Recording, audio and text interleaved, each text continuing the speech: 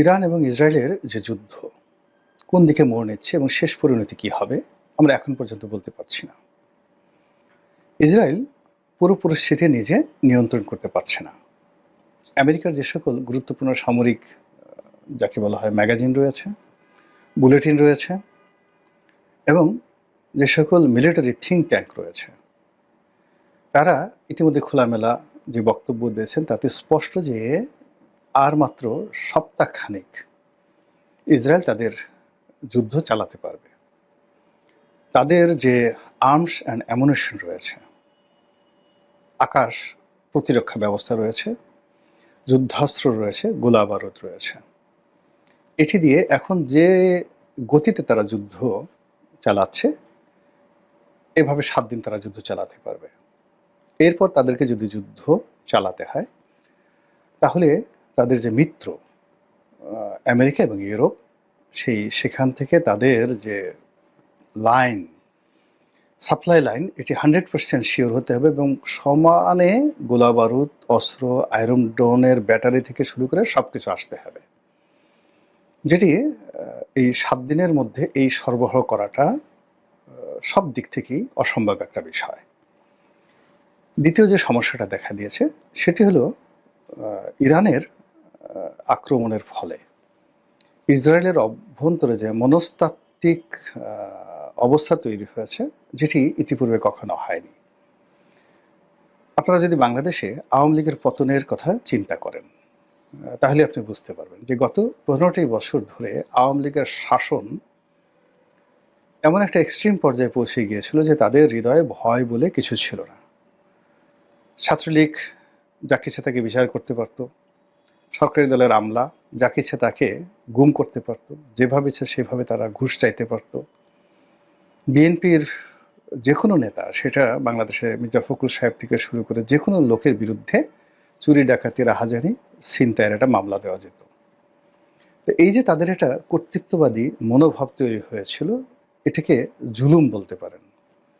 জুলুম এবং জাহেল এই দুটো এমন একটা ব্যাপার যে তারা যা কিছুই করুক না কেন তাদের অন্তরের মধ্যে একটা পাপ বোধ তৈরি হয়, একটা ভয় তৈরি হয়, আতঙ্ক তৈরি হয়।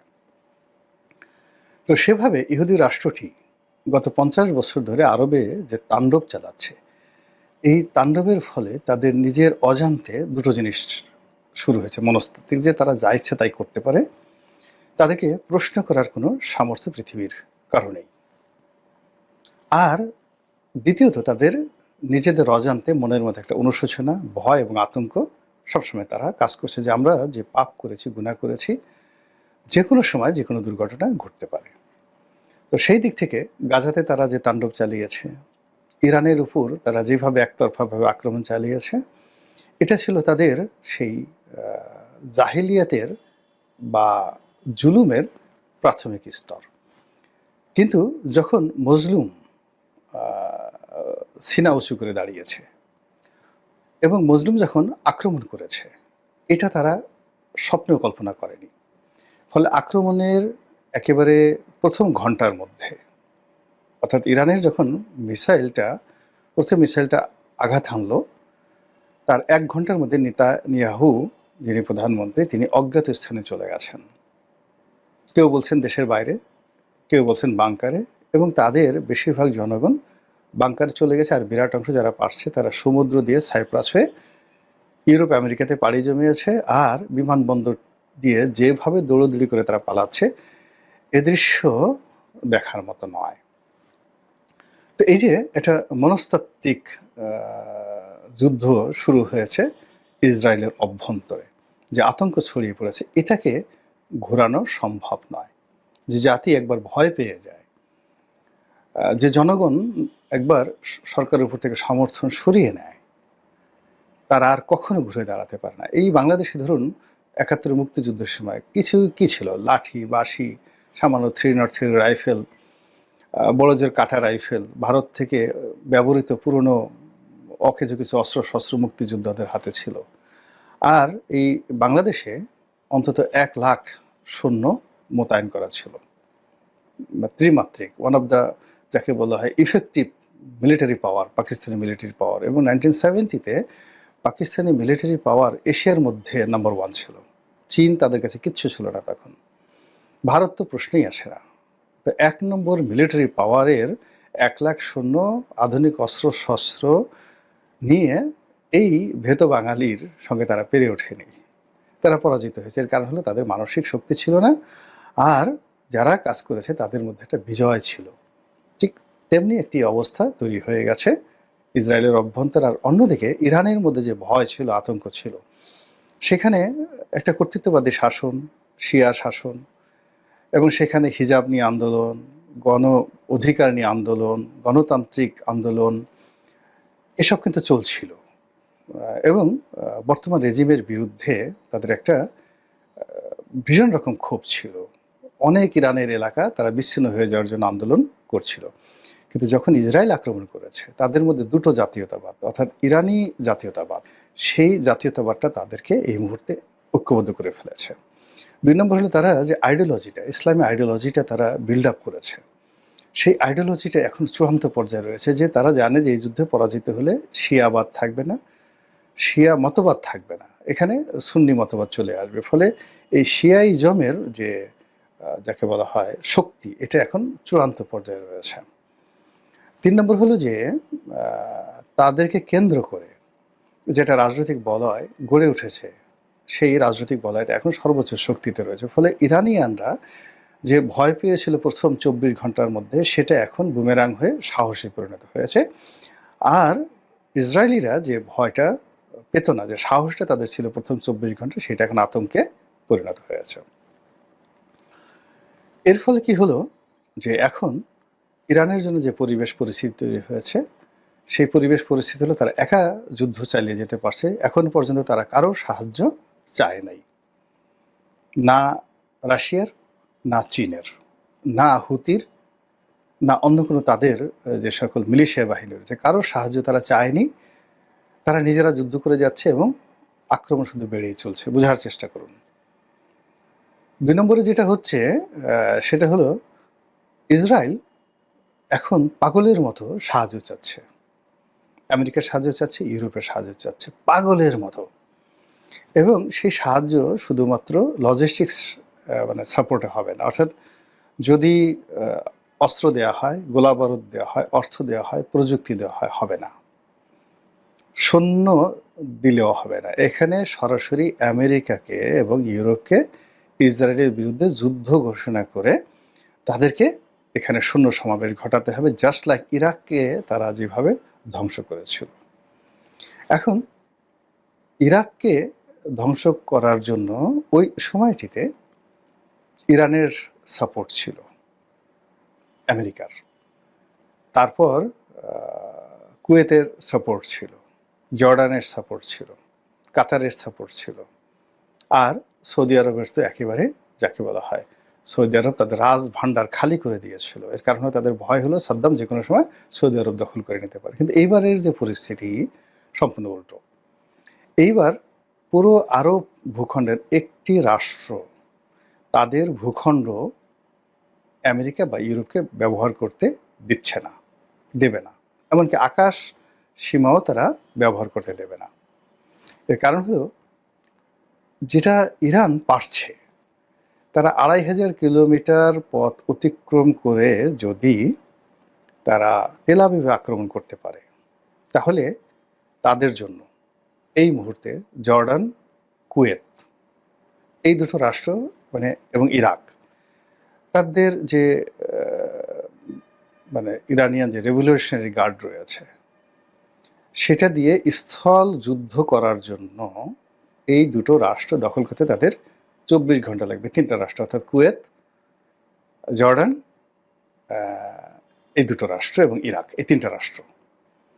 এবং ইরাকের জনগণ এবং এই দেশের জনগণ ১০ পায়ে দাঁড়িয়ে আছে। এবং সেখান থেকে যদি সৈন্য সমাবেশ করে, ইরাক যদি মানে ইরান যদি সৈন্য সমাবেশ করে এবং তার স্থল যুদ্ধের জন্য যদি এগিয়ে আসে, তার সাথে যদি এই দেশের জনগণ থাকে এবং তারা সরাসরি যদি সীমান্তে পৌঁছে যায়, তো এদিকে যাকে বলা হয় জর্ডান সীমান্ত যদি তারা পৌঁছে যায়, তাহলে অন্যদিকে যে সিরিয়ার সীমান্ত রয়েছে, যে সিরিয়া সীমান্তে তারা যে কোনো সময় যে কোনো ঘটনা ঘটাতে পারে। এখন পর্যন্ত তাদের সেখানে যে মিলিশিয়া বাহিনী রয়েছে তার সঙ্গে সঙ্গে রাশিয়ার নেভাল ফোর্স সেখানে রয়েছে।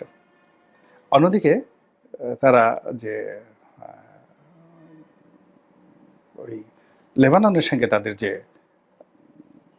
সীমান্ত রয়েছে সেখানে হিজবুল্লাহ বসে আছে, ইয়ামেনে হুতিরা বসে আছে। তার চারিদিক থেকে এই হুতিরা, হিজবুল্লাহ এবং সিরিয়ার যারা মিলেশিয়া রয়েছে তারা, প্লাস তার সঙ্গে সঙ্গে আসাদ বাহিনী, আসাদের রেজিমের যে পুরো সমর্থকরা তখন ইরাকে রয়েছে এবং তারা সব ওই সীমান্ত ঘিরে রয়েছে। তো সেই দিক থেকে পুরোটা একটা তৃতীয় বিশ্বযুদ্ধের চাইতে একটা ভয়াবহ, মানে আমরা যা কিছু কল্পনা করি তৃতীয় বিশ্বযুদ্ধ সেখানে একটা অগ্নিগর্ভ হয়ে যাবে। এবং স্থল যুদ্ধে মানে ওদের যত মাতব্বরী, মানে আমেরিকা এবং ইউরোপ এবং ইসরায়েল, তাদের প্রথম মাতব্বরীটা হলো আকাশে। সেই আকাশের যুদ্ধটা কিন্তু অতিক্রম হয়ে গেছে। তাদের দ্বিতীয় মাতব্বরী যেটা হলো সেটা হলো নেভাল ফোর্সে। তো নেভাল ফোর্সে মানে নৌবাহিনীতে। আর তারা স্থল যুদ্ধে যাবেই না। স্থল যুদ্ধে তারা যেখানে গেছে, আমেরিকা ডুবেছে, তারা ভিয়েতনামে ডুবেছে, কম্বোডিয়াতে ডুবেছে, তারা ইয়ামেনে ডুবেছে, তারপরে সিরিয়াতে ডুবেছে। আর আফগানিস্তানে তারা যে কি বিশ্রী অবস্থার মধ্যে পড়েছে, এই ভয়, মানে এই ভয় অন্ততপক্ষে আফগানিস্তানে যে ঘটনা ঘটেছে তাতে কয়েক হাজার আমেরিকান সৈন্য শুধু সুইসাইড করেছে। মানে আফগানিস্তান থেকে যাওয়ার পরেও তাদের ট্রমাটা দূর হয়নি, তারা আমেরিকাতে গিয়ে সুইসাইড করেছে। বোঝার চেষ্টা করেন। ফলে আমেরিকার কোনো সৈন্যবাহিনী, সেটা সিনেটের যদি দুই পক্ষ অর্থাৎ রিপাবলিকান এবং ডেমোক্র্যাট তারা সম্মিলিতভাবে চেষ্টা করে, সেখানে আমেরিকার সৈন্যদের মধ্যে বিদ্রোহ চলে আসবে। তারা মানে ইরানে স্থল যুদ্ধ করার জন্য আসবে না। তারা বড় জোর মানে তাদের নেভাল ফোর্সকে তারা কাজে লাগাতে পারে, বড় জোর তারা সেখানে বিমান বাহিনীকে কাজে লাগাতে পারে। তো এই যে একটা অবস্থা, সেই অবস্থার মধ্যে ইউরোপ এবং আমেরিকার শহরে শহরে এই যুদ্ধে না জড়ানোর জন্য বিক্ষোভ শুরু হয়ে গেছে। আর অন্যদিকে রাশিয়া এবং চীন যে ভাষায় কথা বলছে, ইরান যে ভাষায় কথা বলছে এবং যুদ্ধের যে গতি প্রকৃতি এগুচ্ছে, সেখানে যদি অলৌকিকভাবে কোনো কিছু ইসরায়েলের পক্ষে না ঘটে এবং অলৌকিক কোনো কিছু যদি আমেরিকার ক্ষেত্রে না ঘটে, ডোনাল্ড ট্রাম্প চেষ্টা করলেও তিনি সিদ্ধান্ত দিতে পারবেন না। তিনি যে কথা বলছেন আমাদের ডক্টর ইউনূসের মতো কথা বলছেন, অর্থাৎ জুন থেকে মানে ডিসেম্বর থেকে জুনের মধ্যে যে কোনো সময় নির্বাচন হতে পারে, আবার নাও হতে পারে। এখন এখানে তিনি বলছেন যে ইরানের ব্যাপারে আমি কোনো সিদ্ধান্ত নেব না, আবার নেব, তারপরে আমার সিদ্ধান্ত আরও 15 দিন পরে আমি জানাবো। কিন্তু এই 15 দিনে তো যা হবার তা হয়ে গেছে। এবং এই 15 দিন যদি যুদ্ধ করে এইভাবে, ইসরায়েলের যে কী অবস্থা আপনি কল্পনাই করতে পারবেন না, সর্বনাশ হয়ে যাবে। তো সেই দিক থেকে আজকের দিন পর্যন্ত যুদ্ধের যে গতি প্রকৃতি, তাতে মনে হচ্ছে যে ইরানের দিকে আল্লাহ মুখ ফিরিয়েছেন। মুসলমানদের দীর্ঘদিনের যে ক্রোধ, বারবার আসমানের দিকে আকুতি এবং অসহায়ত্ব, এটি সম্ভবত দূর হতে চলেছে এবং ইরান নিশ্চিত বিজয়ের দিকে এগুচ্ছে। আমরা বাংলাদেশে বসে অনেকে 80-র দশকে আমরা অন্ধভাবে সাপোর্ট দিয়েছিলাম ইরাককে, কিন্তু সেই সাপোর্টটা কেবলই মাত্র সেন্টিমেন্টাল ছিল, আবেগের বশবর্তী ছিল এবং আশা ছিল। কিন্তু ইরানের প্রতি যে মুসলিম বিশ্বের সাপোর্ট এই মুহূর্তে, এটা কেবলই মাত্র ইলিউশন নয়, হ্যালোসিনেশন নয়, এটা কেবলই মাত্র যাকে বলা হয় সিজোফ্রেনিয়া নয়। এটির সঙ্গে বাস্তবতার মিল আছে, এটির সঙ্গে অঙ্ক আছে, ব্যারোমিটার আছে, প্যারামিটার আছে, আরও অনেক কিছু আছে। এবং সেই দিক থেকেই আজকের দিন পর্যন্ত পুরো ঘটনা ইরানের পক্ষে আছে।